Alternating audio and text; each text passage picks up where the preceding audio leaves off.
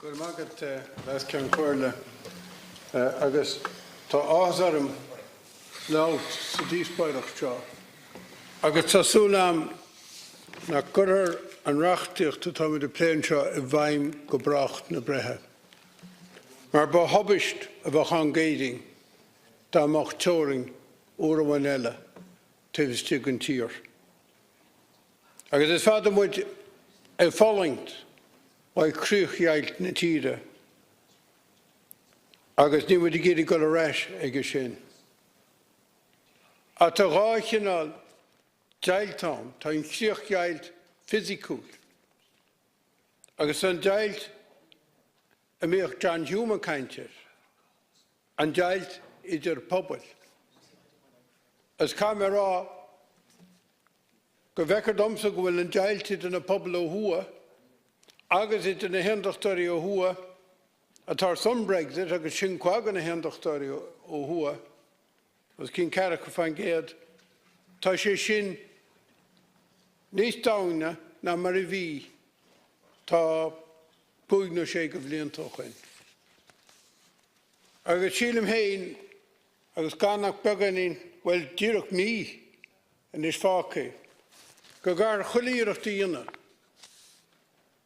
An Brexit nó an brataíocht crua a hachant, agus déanana cinnte go dtiocfar a réiteach.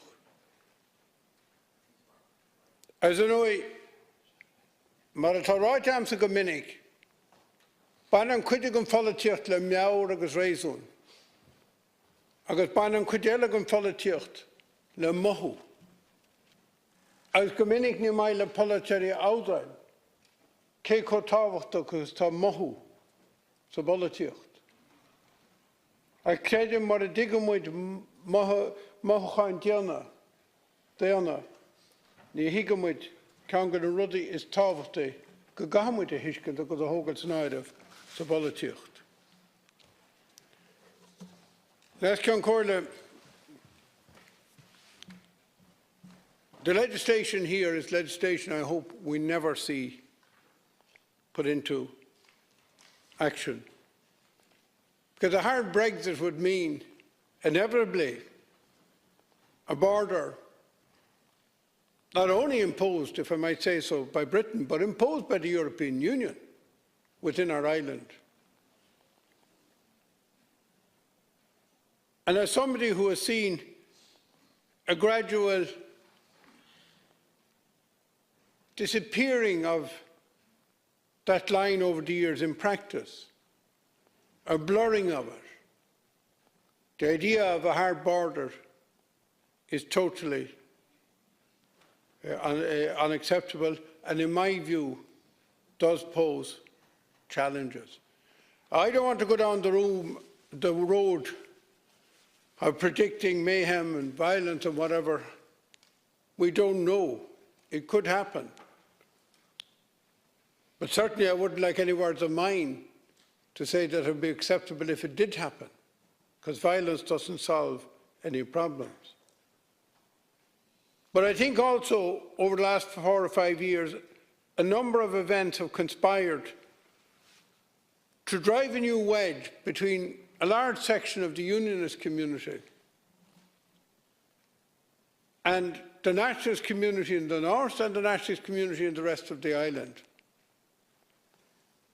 And as a Republican, I'm very conscious of the famous lines that are so misquoted in the proclamation of 1916 when people keep talking about cherishing the children of the nation equally, as if it meant children in the sense of young people, where actually what the line was referring to, because it goes on to say, oblivious of the differences carefully fostered by an alien government that separated the minority from the majority in the past. In other words, it was promising that we as Irish people would be oblivious of the differences that had been in the past, and that we would seek to foster cooperation, understanding and goodwill between all peoples living on this island. And I have to say that from any small amount of work that I have done, in the north of Ireland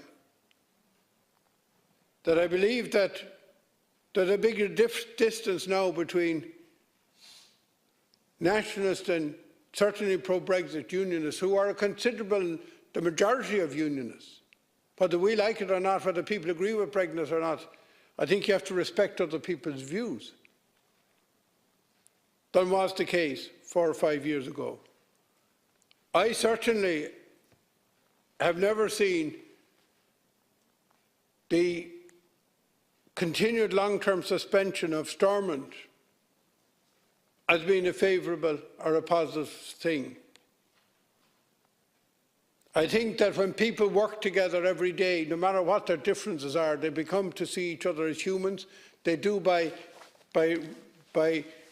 force of circumstances get to know each other and to work together, and I think it reduces difference. Unfortunately, when that day-to-day contact disappears, it does create barriers and difference and move people apart, and that never is positive. I've often remarked how in this House, over all the years I've been here, that people have very, very strong views have come into the House thinking that they wouldn't like various people of different shades of colour, and they've normally found that despite political differences which are real, that as human beings they get on quite well. And for that reason, I certainly think the lack of an executive in the north and an assembly has been very retrograde. Situation is also, of course, that day-to-day power has been left to public servants and the British government, and no matter how willing or whatever a British government is, very few of the British ministers, as the present Secretary of State admitted in a very frank moment, really understand the politics of this island, north or south. And whereas a lot of people derided the comment she made about not understanding about unionists not voting for nationalists and vice versa, I actually thought it was a very honest comment. Because if the truth is told, how many people in England really do understand what we take for granted, and that is the political makeup of the north of Ireland. So as we're at this juncture, I still hope that everything we're doing and that everything the government is doing is to try to see, is there a way of avoiding a hard Brexit and facilitating the British coming to a resolution. Now, I was listening to debates in the House tonight, and there was a lot of comment made about chaos in the British House of Commons and so on, and the consensus here, but consensus is fine. I'm not against consensus if there's a natural consensus. Forced consensus, of course, is bad. But on the other hand, the political situation in Britain is the way it is. And we have to deal with the realities, not the way the world would like the world. I suppose most people in Ireland would have preferred that they hadn't voted for Brexit in the first place. But that was their sovereign right as a people under their constitution, unwritten and all as it is. I think we have to respect that. I think, furthermore, we need to be realistic about what are the options they face in the House of Commons. It seems to me that you have the May option. To deliver that, you have to get virtually all of the Tories to vote for it and a few others as well, including the DUP. It seems to be a fairly tight order at the moment with the way the agreement. But who knows what comfort could be given without undermining the fundamentals. Second option seems to me is an extension. But I think if we're going to have an extension that leads to nowhere, that has no plan behind it, that doesn't lead us to the road, that we don't hit the same dilemma again in 5 months' time or whatever period of time, doesn't really do anything except kick the can down the road. And again, I think everything that should be done to facilitate progress in resolving this issue should be done. And of course, the third one is the one that I think this bill seeks to address, but would have absolutely horrendous consequences for this country, both in East-West relationships and in North-South relationships. And that is the one that, to me, is the worst option of all. Reality of the May deal is that to be in the customs union, to be in effectively in the single market, but the customs union in day-to-day business is even more important. There would be time, there would be a process and a negotiation if and when they were to move to some other dispensation.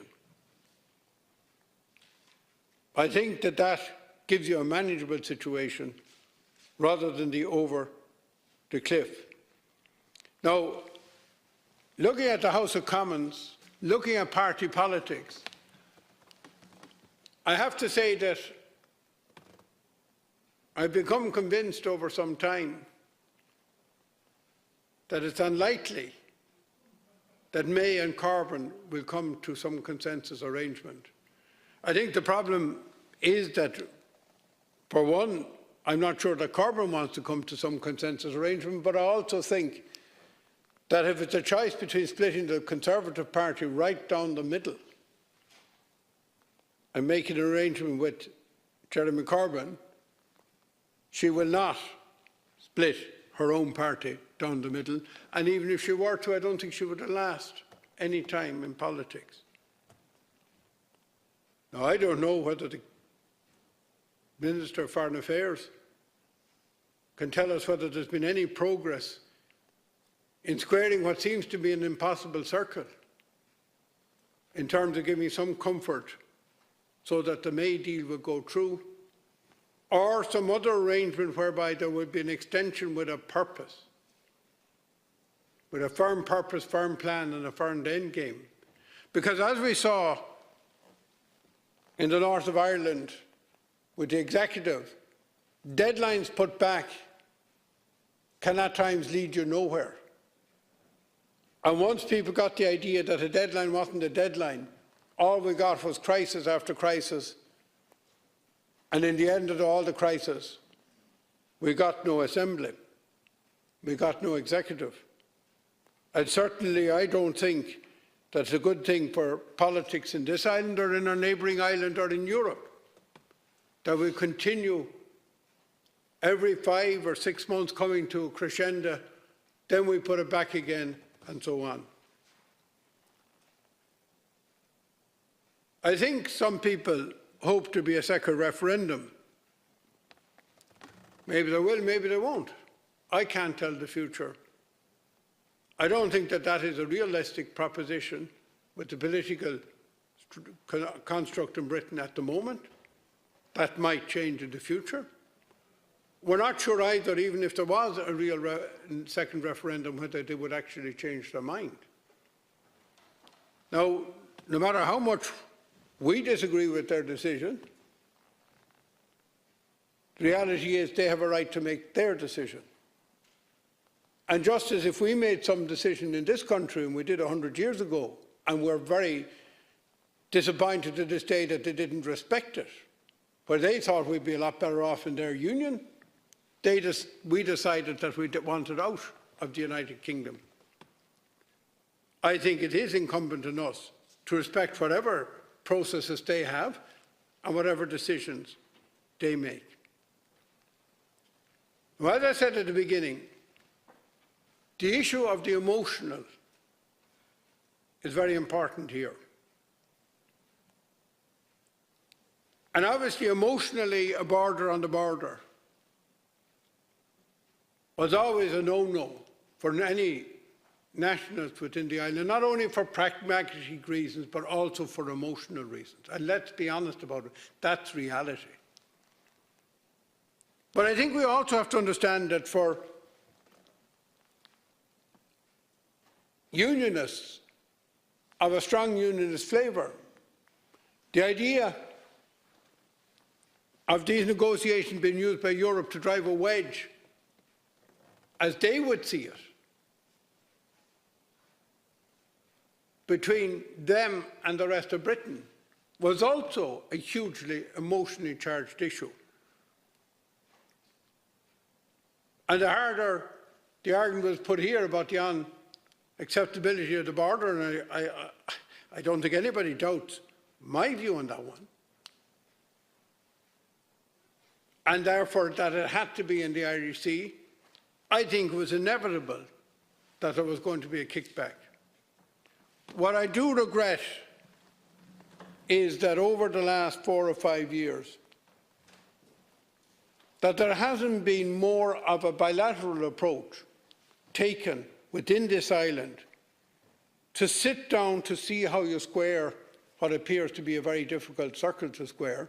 But remember, when the Good Friday Agreement was agreed, circles that were much more difficult than that were squared. And I always regret that we didn't come at a common island position that could be explained both to our neighbouring island and to Europe, rather than what happened that we negotiated through Europe and they negotiated through Britain, and that we didn't have an all-Ireland view worked out as to how we were going to resolve what seemed to be an impossible dilemma. Now, people might say you're not practical, you're idealistic. Anyway, it's only the unionists. But you either believe that the people living in the northeast part of our country of the unionist persuasion are part of this great island family, even though they also see their identity as British, and I think it's fair to say that they see themselves in that rather complex land, or we don't. But if we do, we have to see that through absolutely to the very end. And I would still hope that even at this late stage, without in any way compromising the issue in relation to the border, and in fact I think many northern pro-Brexit unionists get the issue on the border because they know they live there, and that it's more likely that some British Tories don't understand that. Because I think the very experience of living in Northern Ireland, and some of, including Arlene Foster, the leader of the DUP, she lives near the border. She understands the dynamic, the real day-to-day dynamic. And I believe that they do understand that.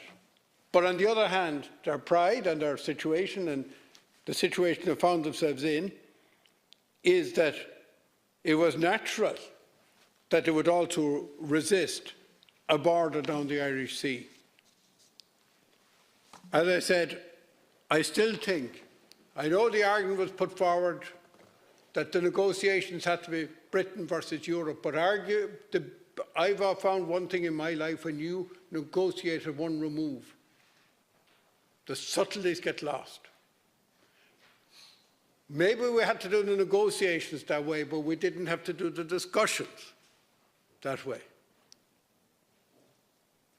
And I would hope that we would reach out even at this stage to see how we actually work out a way forward that avoids a hard Brexit, that avoids a border in the island, but one that everybody on this island can live with. Good morning.